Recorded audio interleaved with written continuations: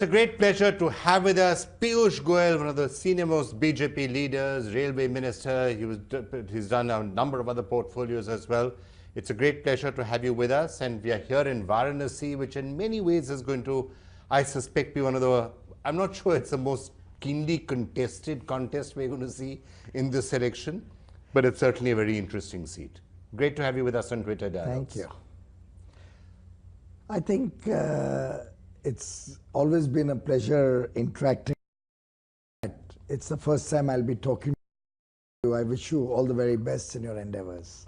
Thanks a lot, Piyush. So, okay, let's just get a sense first before I start taking some of the questions that people are sending in on Twitter. And, it's always great to get a chance to see what the public is thinking. And I'm sure you'll also enjoy getting their questions coming in on whatever they are.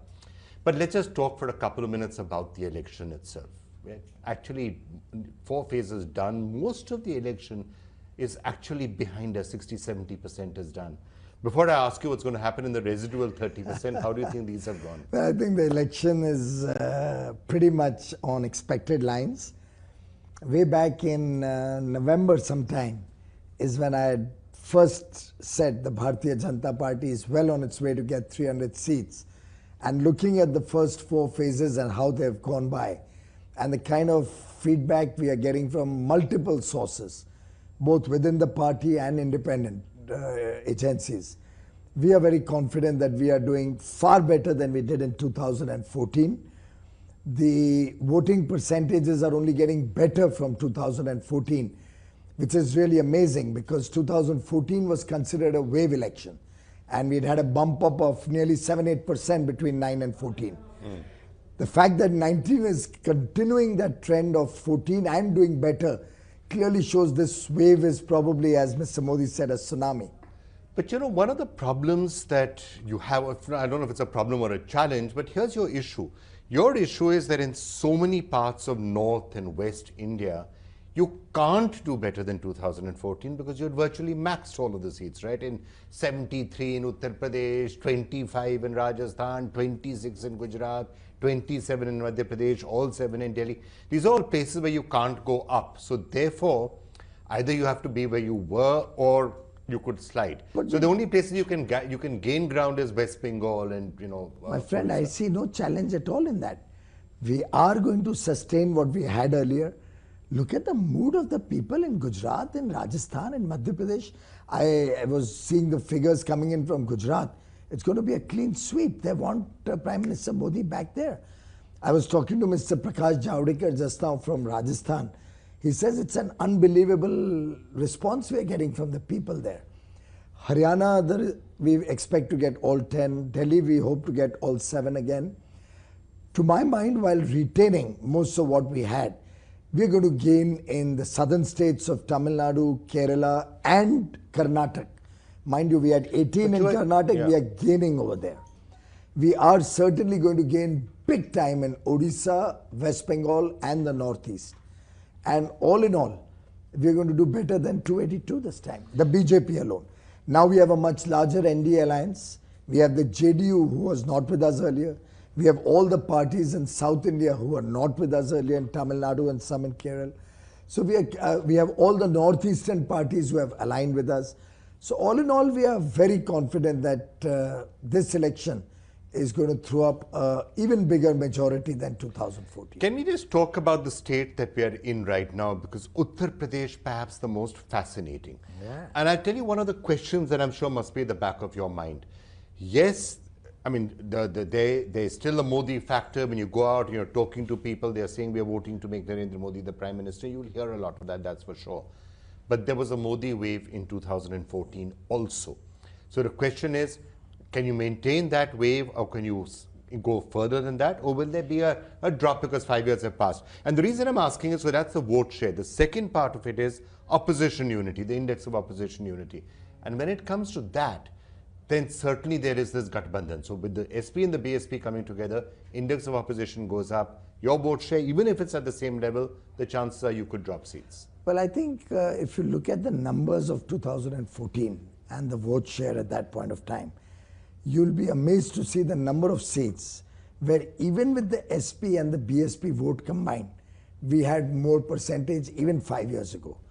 Plus now we have crores of beneficiaries from the various schemes of the government. We have crores of people who are going to benefit from Ayushman Bharat. Lakhs of them already have. We have crores of families who have benefited from free electricity connections, free LPG gas connections, free houses. All of these are playing out in this election. There's a huge amount of people out there who are traditionally not our supporters, So even who if are you today wanting to align themselves with Prime Minister Modi. So even if you retain the 2014 vote share, just because of the alliance, if they're able to transfer votes, you potentially could drop down to 35, 40. That's if you maintain the I same don't vote think share so. And they have vote transfer. You haven't done the calculations properly then. You'll have to look at exactly what the vote shares were in that election. See the margin of victory in most of the seats in Uttar Pradesh last time. So even if these two are combined, you will not find too many seats where they could have an impact, point one. Point two, you're making the cardinal mistake of expecting all the people of those particular communities that these two parties represent entirely shift base to one or the other. As I It said, doesn't happen that vote way. transfer may or may not It happen. doesn't happen that way. So there's a very large section of each of the communities that they are trying to woo who is extremely unhappy with this alliance or this unholy alliance. You must also remember the dissensions within. So you've had candidates who have switched sides, who have come out as independents, who are extremely unhappy because the seat went to some other party. Also, you can clearly see the Samajwadi Party is almost getting wiped out. They've got a raw deal in this election. They've got seats where they have no hope in hell of even making any impact. And right from the first phase in Western UP, the BJP has literally had a run very similar to the 2014 with almost all communities coming together behind Prime Minister Modi, and with the added advantage of crores of beneficiaries of the schemes of the government of India and the state government. So we are fighting for a 50% plus vote share. We are confident of getting it. Okay, now when you're looking at the SWOT sort of an analysis and what's working and what's not working, as I said, we are 70% through. So yes, the Narendra Modi factor in the leadership question, that is working. And yes, when you're talking to people, including here in rural, Uttar Pradesh, and you're talking to people, the schemes they're referring to. They're saying, yes, these schemes have happened, these schemes have come, toilet was put for us, all of that is there. What is not quite that certain is, yes, there is distress in certain parts. Farmers' distress is an issue. Unemployment is an issue in certain places. Here in Uttar Pradesh, there are other issues like cattle, like the stray cattle which are out in the fields. And I think you might encounter that a lot in eastern UP in particular. Hindu-Muslim issues, I'm not sure whether those are working. If anything, that's not necessarily something that seems to be resonating. Is that a fair summary? Not at all. You're forgetting. You are looking at one side of the half full glass, if at all. You're forgetting that at the same time, the law and order, which is the biggest concern, what will a person do if his life is only not safe? What will a person do if he's tilling his land and the mafia comes in with a truck, just picks up his cattle, puts them on a truck and takes them to the slaughterhouse, and the poor farmer had no court of appeal, no place to go to? All of those are history now. Today, the underworld, the mafia, the criminals prefer to be behind bars rather than on bail, thanks to the tough stand of the Yogi Adityanath government in the state. The very fact that trade and business can be carried out without being worried about your life and without this worry about your security of your family itself is a very empowering feeling. Okay. And you must not forget, most people in the country and particularly in Uttar Pradesh revere the cow. It's a source of additional income for the farmers. A cow is something is very dear, is very holy for most of us. And the way things were happening in the past was certainly not acceptable to the people of Uttar Pradesh. To my mind, the combination of Prime Minister Modi and Yogi Adityanath working for the welfare of the poorest of the poor is resonating at the grassroots. Okay, let me now start taking some of the questions that are coming in onto Twitter. So Ashwin Doke has this question that assuming Modi government gets another 5 years, what are some of the things you're going to be working on? Will the government work on restoring the secular image, the mob lynching stories and others should be ended? The mob should not be allowed to take the law into their own hands because that's bad.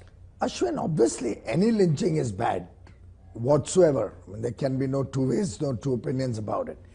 But the fact is that at the same time, the definition of secularism will also be clarified. Is it appeasement of one section of society or one community, or is it a fair treatment to all?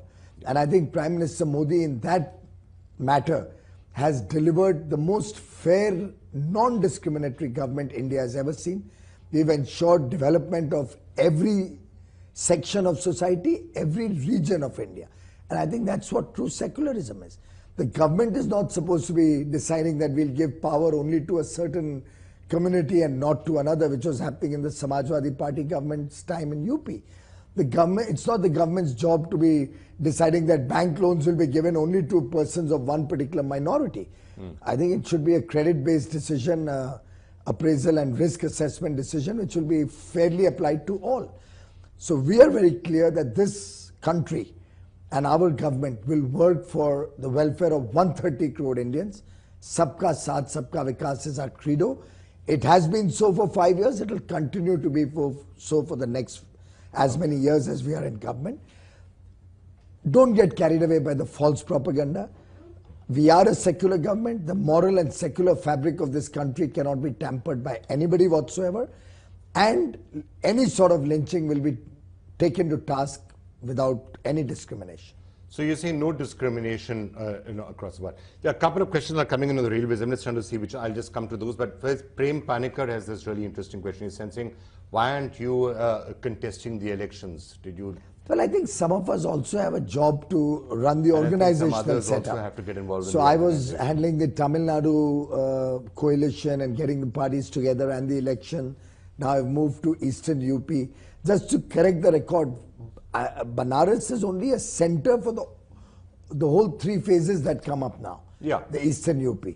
So this is our media center for the whole of the Purvanchal, the Eastern UP election. So we are in Banaras for lack of any other place where there's an airport. This is a nice central place. Kamran has this question that there seems to be a tendency, and this is a concern about the long-term image to the country. Is there a tendency coming up that if people are asking questions, then they're being called anti-national? Especially if is this something that you should worry about? Because does that cause damage? It depends on the kind of question that you ask. And if you start questioning our Indian armed forces for their valor, for their achievements, then certainly it's a very serious question. Nobody ever in the world questions their armed forces. We have not heard any American question the then president of the US whether Osama bin Laden was actually killed or not. So I think it's more to question in the time Vietnam War and all that in America. There was questioning Pentagon Papers, all of those sort of things did come out. Well, I don't think they questioned the armed forces. They questioned the political establishment. Yeah. Here the questions are being asked of the armed forces. We have never objected to anybody questioning us about anything that we have said. But if they start going by some foreign reports, particularly Pakistani media reports, and question the valor of the armed forces, then I think there's certainly something to be worried about. I guess the opposition will say we were questioning you and not the armed forces. Okay. Well, I think the opposition is such a bunch of lies and such a bunch of irresponsible leaders that the people of India have completely lost faith in them. Today, the faith and trust in Prime Minister Modi comes from his genuine efforts to work for the people of India, his genuine efforts to make India achieve the pride of place that is truly what we deserve, to take our country from a fragile 5 economy to the fastest growing large economy in the world. And look at the pride that he's brought to India and every Indian. At every international fora, Prime Minister Modi, as a representative of 130 crore Indians, gets India a place at the high table. So can I ask you that at the end of the day, when you're looking at 2019 and the election, what is happening on the election trail, is that the one point that you think the BJP is successfully putting forward? Has it become effectively a referendum on Narendra Modi? You like Narendra Modi, you vote for him. The candidates, what's happening, the issues, everything that we've discussed so far, it's virtually, you want Modi, vote for Modi. Vikram, you are a veteran at this. I don't think any election ever is there one issue or a single subject election. There are always diverse issues, diverse regions, regional matters, national matters. It's a sum and substance of several differing subjects. But there can be no doubt in anybody's mind that clearly the tallest leader in the country today is Prime Minister Modi. The faith and trust that he has received, the support that he has received cutting across the whole nation, every state, every part of the country is phenomenal. It'll be a very rare thing, probably first time happening after 84, that a party would be getting an absolute majority for a second time, twice That's running. not proven yet. We have to still wait and test. I think the We'll people know of that on the India have made up 23rd. their mind. Some of you may find it very difficult to accept, but I think the people of India have made up their mind. We will know the That's obvious. One goes by what one expects and what one sees. But have a look at what's happening in West Bengal. You can see Ms. Mamata Banerjee is almost completely phased with the kind of response that the BJP is getting. We'll go into over 20 seats, 23 seats.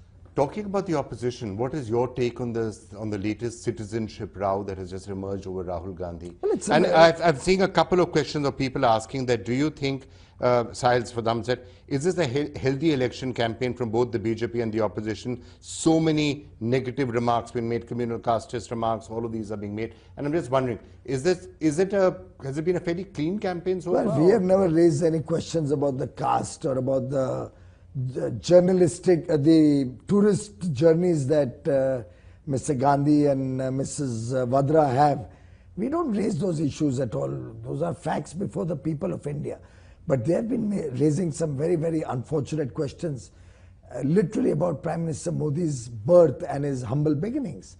And I think it's very, very sad that the Congress, in a way, despondent and lost for possible traction to their fake propagandas, is now taking this campaign down to very, very low levels. It's very, very sad that we have a opposition which is completely at loggerheads within themselves. They shake hands in one platform, they fight in another platform. On a third platform, they call it a friendly fight. On a fourth platform, they say, oh, I'm coming into your seat, but I won't criticize you. I'll fight against you, but I won't criticize you. So some places they're again talking of getting together after the elections. Now the people of India don't want this jamboree. They want a serious set of politicians, serious set of administrators who will take this country to the next level of growth and development. The youth of India want a better future. They don't want these kind of politicians who are so power hungry and literally all of them dynastic politics, looking to protect their families rather than protect the nation. So I have a group of people who's talking about the railways and what you can do to restore it to profitability. I'm not sure if you want to take those questions at this stage. You can take any questions. You know, I'm not worried about any. No, but I hope your viewers Abhishek, also Adrian wanted to know, how are you going to make the railways profitable? But I guess a more interesting Vikram, question one would more be, thing. Will you be railway minister if Mr. Modi comes back, or will there be something else? I think one thing you must tell your viewers is the fact that the railways had the safest year in its 165-year history in the year 1718, and now it has had its safest year in its 166-year history in the year 1819. 2 consecutive years, one bettering the other, of safety in the Indian Railways. It's a continuing process. Whoever is railway minister, me or anybody else, will continue this path of improvement, improving the infrastructure, improving safety standards, improving public service standards. Look at the stations today. As I said, go and have a look at Mandwadi in Varanasi tomorrow, where you'll find one of the best stations in the country, an airport-like experience.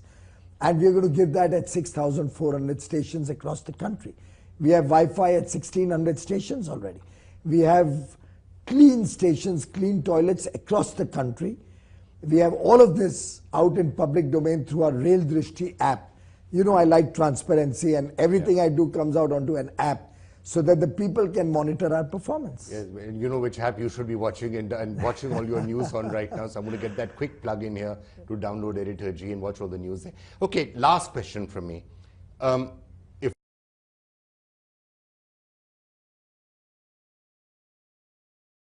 It's a Narendra Modi government, and you will pardon me for at this moment still saying if it is a Narendra Modi government. If it is a Narendra Modi government, have you thought of what you would like to do with railways, something else? Because you are power minister, you did a lot of the railways. Is that what you're thinking of doing, something else? First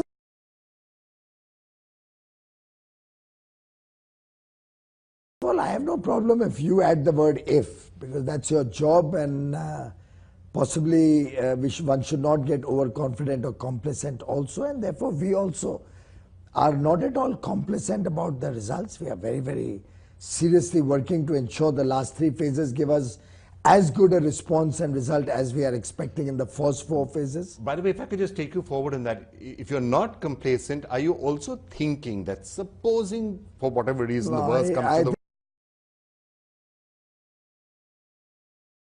that issue BJP falls short, India doesn't that make issue has lost. Talk to TRS, talk to Jagan, talk to Biju Janata I think that issue was never in our horizon 6 months ago. It was only being discussed in the television channels and media houses. For us, 6 months ago, the election was known. 3 months ago, we could call the election. Today, we can call the election. But if you know Prime Minister Modi, if you know Mr. Amit Shah's style of working, they never get complacent until the last vote is cast on 19th of May. All right, so then you will decide presumably after that as to which is the ministry that you're going to be looking Well, I at. think that's the Prime Minister's prerogative. Whatever is decided for all of us, some of us will be given party responsibilities, some of us will have to go into government. All of these are the prerogative of the Honorable Prime Minister and the top leadership of the BJP. All right, Piyush Goyal sounding really confident about the way things are going, and now of course some really interesting areas, and this is the fort now that the BJP has to defend, because as I said, you virtually swept all of these areas last time. So I'm going to allow you to get back into that defense. Thank you so much. Thank you. For speaking to us. Bye. Thank you.